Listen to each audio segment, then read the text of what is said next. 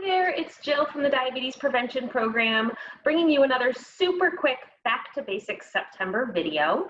And today we're going to go over 3 tips for a healthy kitchen. So maybe after the long holiday weekend, you didn't have a chance to run to the grocery store and your fridge, your freezer, your pantry are looking a little bare.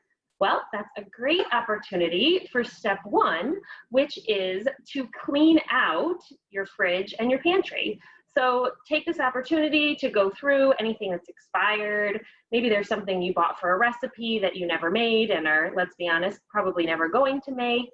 Or maybe there's just some foods that don't make you feel your best. So let that stuff go, clear out some room, maybe even give everything a quick little wipe down. Then step 2 is to take an inventory of what you do have. Maybe you've got some things hidden in the back that you've forgotten about that you could use up. This is a great way to both save some time and some money at the grocery store. I like to keep a little inventory of what I have in my freezer downstairs as well as my pantry, just so that I can kind of see at a quick glance what I have. And then last but not least, step 3 is to restock with some healthy items. So maybe thinking about, as we talk about in the program, some healthy fruits and vegetables, even some things that you know will keep, even frozen fruit, frozen vegetables.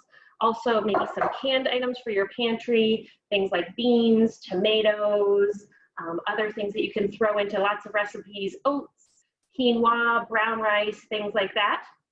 And later this month, we'll bring you some other back to basics quick tips on how to use those pantry items. But for now, clean out, take an inventory of what you have, and restock with some healthy items. Thanks so much, and let us know how it's going for you.